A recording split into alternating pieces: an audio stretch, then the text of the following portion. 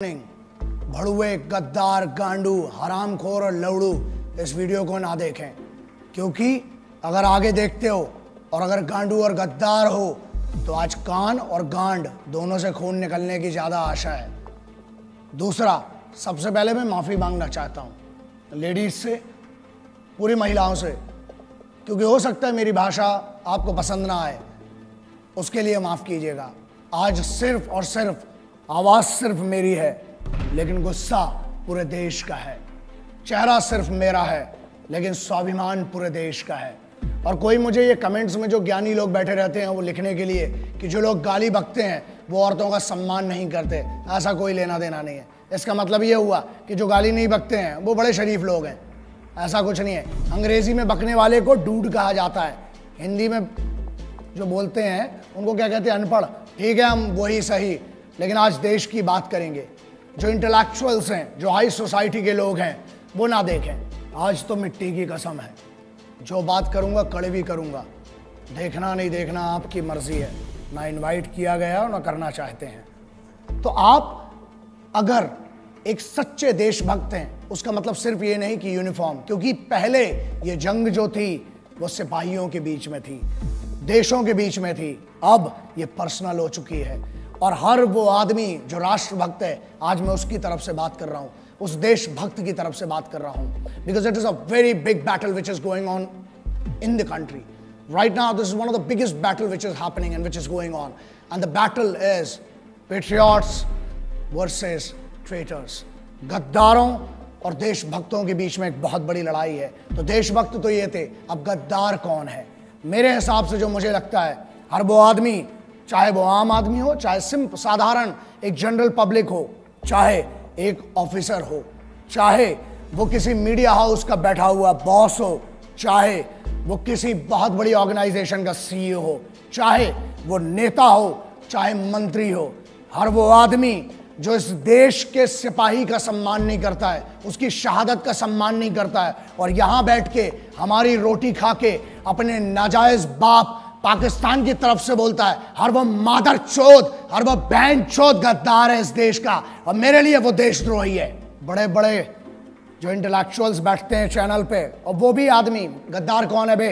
जो यहाँ की फैसिलिटी चाहिए, एजुकेशन यहाँ की चाहिए, हमारा टैक्स पर एक भारत के आम जो नॉर्मल बंदा है, जो मेहनत करता है, मिडिल क्लास का आदमी, उसके टैक्स पर तुमको पढ़ाई चाहिए, और तुम उसके बाद चैनल्स पर बैठ के बहरान बानी जैसे मादर चौदों को, टेररिस्ट एक नहीं जितने आएंगे बहन चौथ गांड में घुसड़ देंगे, उतनों को मारेंगे मादर चौदों को। समझ में आए बे?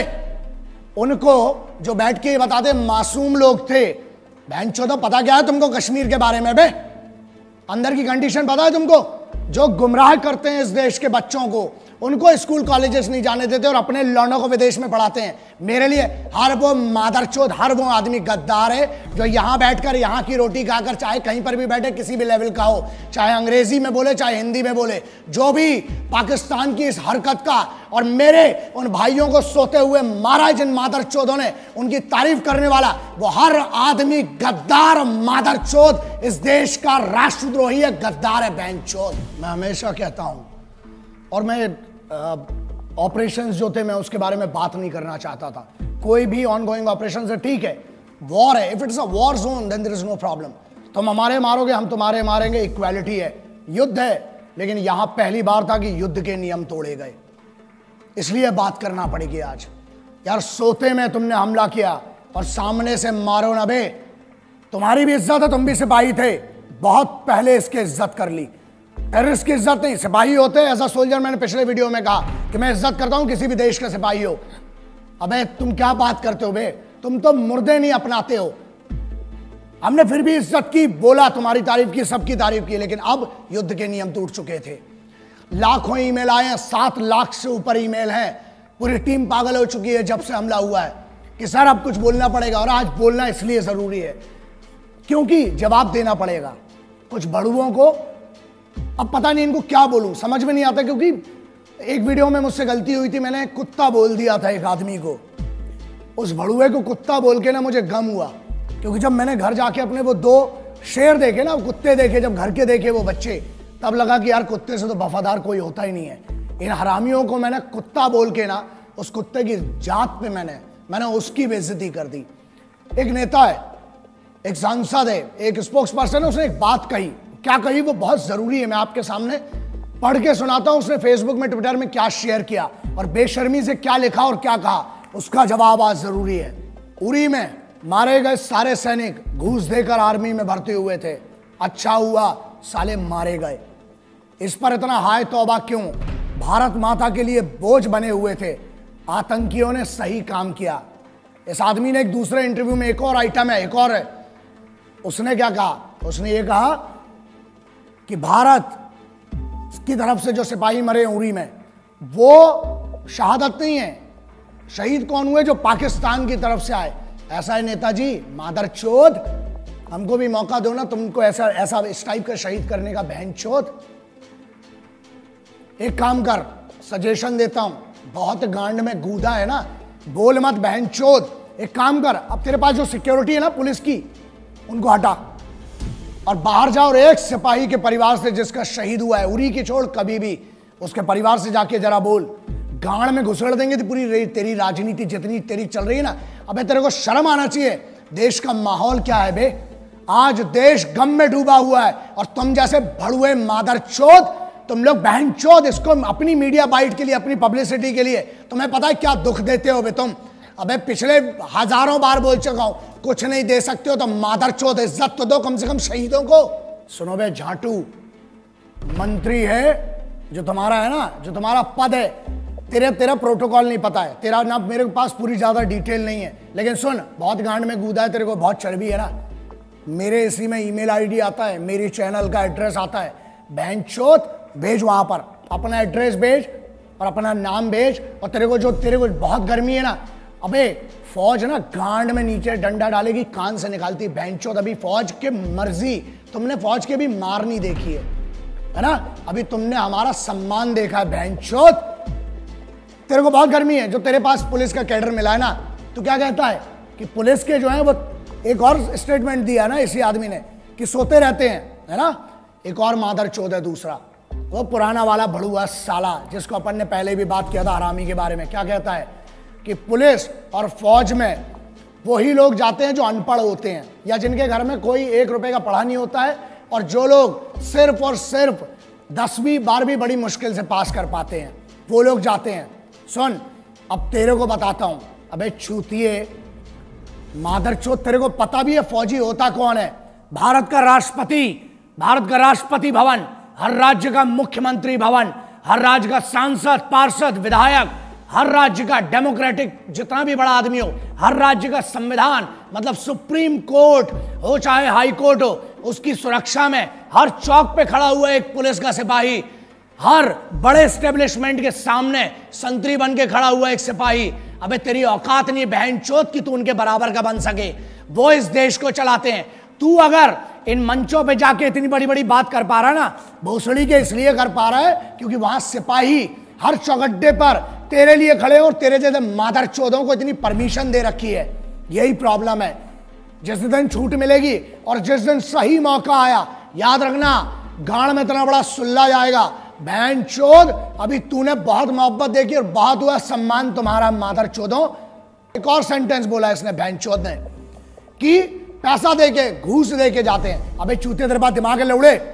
बात एक्सट्रीम इनसेंसिबिलिटी की, शुद्ध भाषा में चूतियापा बोलते हैं ना जिसको, वो ये इन जैसे बहुत बड़े बड़े होशियारों ने जो बड़े बड़े यूनिवर्सिटीज में पढ़ रहे हैं, उनका कहना ये है कि फौज में पैसा देके जाते हैं और सोते हैं और राशन खराब करते हैं, राशन खाते हैं फ्री का, है ना। चलो इसका बड़ा सिंपल सा आप समझो, जितनी आपकी समझदारी है ना, अगर पैसा देके जाना है तो फौज में क्यों जाएगा आदमी? मरने के लिए। फौज में क्यों जाता है? फौज में कंफर्टेबल लाइफ नहीं है, तुम्हारे जैसी नहीं है। और बोलते हैं, हाँ एक और बात बोली कि आलसी है जो फौज में जाते हैं, वो लोग आलसी हैं इसलिए सो रहे हैं। बेटा तू बहनचोद, तू अपनी बात करा बे, तेरे से तो दाढ़ी बनाता नहीं है रोज बहनचोद, तू क्या आलस की बात करता है बे? एक जगह पे 15 साल से डले हुए हैं तुम जैसे भड़ुए, इस देश का राशन खा रहे हो, हमारा टैक्स खा रहे हो, हमारी हर चीज खा रहे हो, उसके बाद बोलते हो बड़ा नेता और यूनियन वाले। बड़ी बात है, तुम जैसे बड़े पदों पे भी जा सकते हैं, लेकिन हमारे लिए पद मैटर नहीं करता बे। इज्जत कमाना अलग बात है, ताकत कमाना अलग बात है। तुम जैसे भड़ुओं की कभी इस देश में इज्जत नहीं होगी। क्यों? क्योंकि इस देश में अगर मंदिर हो, चाहे मस्जिद हो, चाहे गुरुद्वारा हो, चाहे चर्च हो, उसको सुरक्षा कौन देता है? वो है सिपाही। बाहर से जो पाकिस्तान की तरफ से आ रहे हैं वो दुश्मन है, उनसे लड़ना बहुत सरल है। तुम लोग साले जो अंदर गदर मचा के रखी है ना, उसके लिए एकाध न एक दिन बहुत गलत होगा। मैं बहुत कोशिश कर रहा हूं, प्रयास कर रहा हूं कि बचा रहूं, गुस्से में ना आऊं, लेकिन अब लगता है कि अब कुछ ना कुछ, और जिस दिन होगा उस दिन पब्लिकली और बहुत गंदा होगा तुम्हारे साथ। क्यों फौज में जाता है? अबे वो बच्चा जिसको एक गरीब घर से आके पुलिस में या फौज में जाना पड़ता है ना, 3 बजे रात को उठता है वो बच्चा। जब बेंचो तुम लोग पार्टी कर रहे होते हो ना वहां पर अपने कॉलेज में, यूनिवर्सिटीज में और अपने बड़े बड़े भवनों के अंदर, बड़ी बड़ी मेस में, जब तुम पार्टी करते हो बेंचो दो, अबे तुमको पता भी है सिपाही होता क्या है? क्योंकि सुनो, प्रॉब्लम यह है हमारे देश में, ना एक नेता का लौंडा आज तक सिपाही बना, ना आज तक ये भोसड़ी के जो यूनियन में बैठे हैं, कोई अमीर का लौंडा आज तक सिपाही नहीं बना। कहां गए वो मादरचोद बड़े बड़े अमीर? अबे भोसड़ी के खेल के लिए समय देने वालों को, मैच जीतने वालों को क्या मिलता है? इनाम मिलता है ना? और वहां जो जान अपनी बॉर्डर पे लगाते हैं, -60-50 में वहां लड़ रहा है आदमी, घूस देके गया। चल माना बहनचोद तेरी बात, चल घूस देके गया बहनचोद, तू दे देना मादरचोद, है गाड़ में दम तेरी, तू जा घूस देके बहनचोद उधर पे, एक दिन की नौकरी कर मादरचोद। अबे आर्मी की और कमांडोज की छोड़, स्पेशल फोर्सेस की बहनचोद, एक दिन मैं देता हूं चैलेंज, अबे तेरी पूरी जिंदगी की पेमेंट दूंगा इन बड़वे मादरचोद गद्दारों की।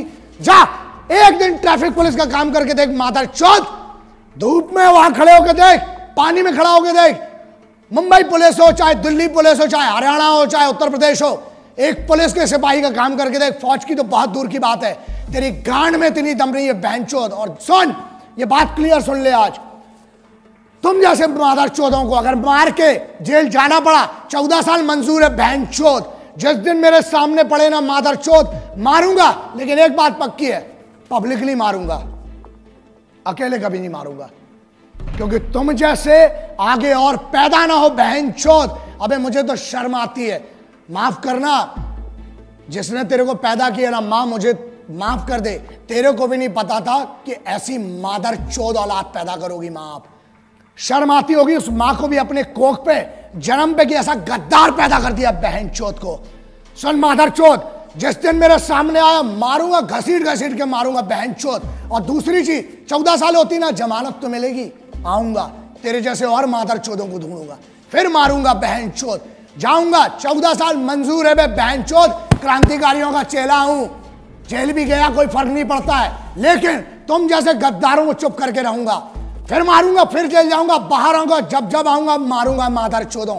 दूसरी बात मुन्ना, हमें रोज सुबह से लेकर रात तक धमकी के कॉल आते हैं, और रही बात हमारी, मादरचोदों इतनी तैयारी के साथ चलते हैं, इतना जखीरा तो खुद लेके चलते हैं बे, इतना असला बारूद। मादरचोदों 1 किलोमीटर तक धुआं धुआं करूंगा जिस दिन मैं मारने पे आया बहनचोद। और ये दम बुलेट प्रूफ गाड़ी की नहीं है बीपी की जिसमें बैठ के घूम रहा हूं, गाड़ी के बाहर आने के बाद भी जगह बोल तू बहनचोद, नाम बता उस जगह का, अकेला आऊंगा मादरचोद, ईमेल कर, फोन नंबर ले मेरा, लिख चैनल पे अपना एड्रेस, आऊंगा मारूंगा बहनचोद को उसके तेरे को।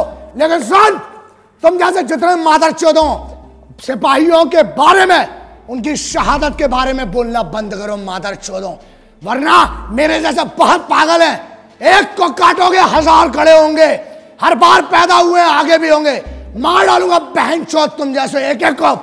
मैंने बहुत कोशिश की है कि वो गुस्सा ना दिखाऊं, अच्छे से प्यार से बात करूं, लेकिन अब ये लड़ाई जो थी, पहले लड़ाई फौज की या सल्तनत की या देशों की थी, बात अलग है। अब ये लड़ाई भारत के, हिंदुस्तान के हर सिपाही की नहीं रह गई है, ये लड़ाई हो गई हर हिंदुस्तानी की। क्यों? क्योंकि तुमने जंग के नियम तोड़ दिए, तुमने यार सोते हुए मारा। बात यह है उन 17-18 या उन 50 लोगों की नहीं है जो अभी मारे गए, बात यह है कितने तक यार, कब तक सहन करेंगे। अब now it is the right time to retaliate and remember, but you will have to pay for it. याद रखना, कुछ व्हाट्सएप और फेसबुक वीर आए हैं आजकल, बहुत बड़े बड़े योद्धा, कुछ भी लिखते हैं। मैं उस यूथ को ये मैसेज मेरा बहुत जरूरी है, रिमेंबर, फेसबुक और व्हाट्सएप पे जंग नहीं लड़ी जाती है, ठीक है? आप तैयारी कीजिए, जैसे यूथ की बात है, अभी एक बात करिए, एक बानी, अभी एक बंदा जो बीएसएफ का असिस्टेंट कमांडेंट बना है, नया लड़का, आपको पता है वो भी जम्मू कश्मीर से आता है, उसने तैयारी की, उसने दूसरा रूट लिया, वो आज एक ऑफिसर बना। He can actually make some difference.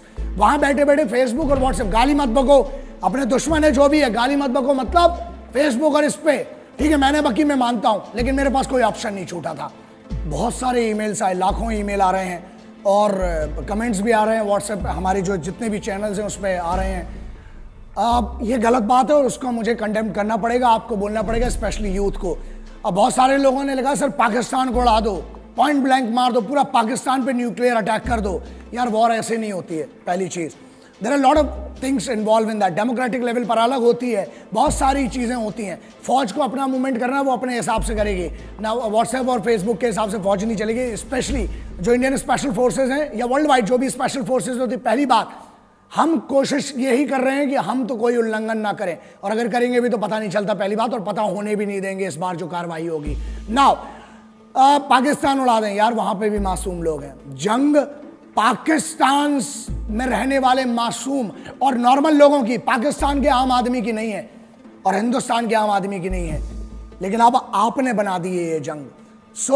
But हम अभी भी कहते हैं कि जंग से कभी किसी का फायदा नहीं हुआ है। तुमने हम पे 5 थोपी, 5 बार हारे हो, लेकिन इससे किसी का फायदा नहीं होता है। कोशिश करना, दुआएं करना जितनी हो, शिद्दत से दुआएं करना कि कभी जंग ना हो, क्योंकि उससे किसी का फायदा नहीं होता, हमेशा नुकसान होता है।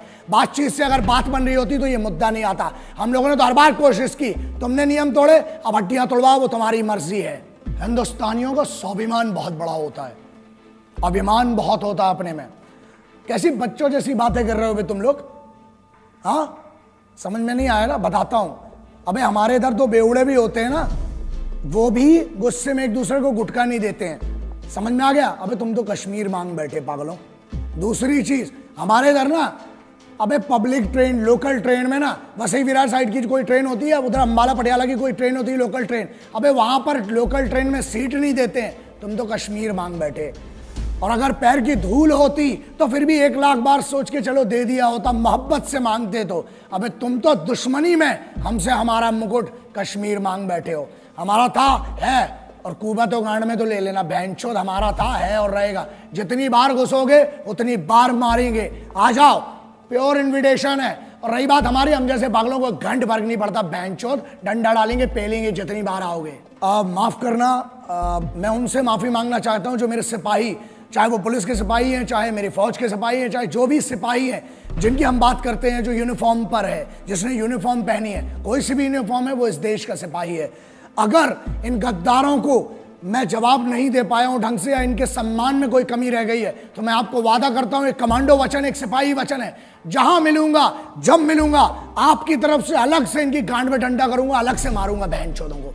मैं सिर्फ, हम जो हैं, हम सिर्फ तिरंगे के सगे हैं, ना हम किसी के उपकार के हैं, ना हम किसी सरकार के हैं, समझ लेना, ना हम किसी के उपकार के हैं, ना हम किसी सरकार के हैं। हम हैं तो सिर्फ हर फौजी, हर सिपाही के परिवार के हैं। हमको किसी से कोई मतलब नहीं होता, ना हम किसी के उपकार के सगे हैं, ना हम किसी सरकार के सगे हैं। हम हैं तो हैं सिर्फ और सिर्फ एक फौजी और एक सिपाही के परिवार के सगे हैं, बस इतना।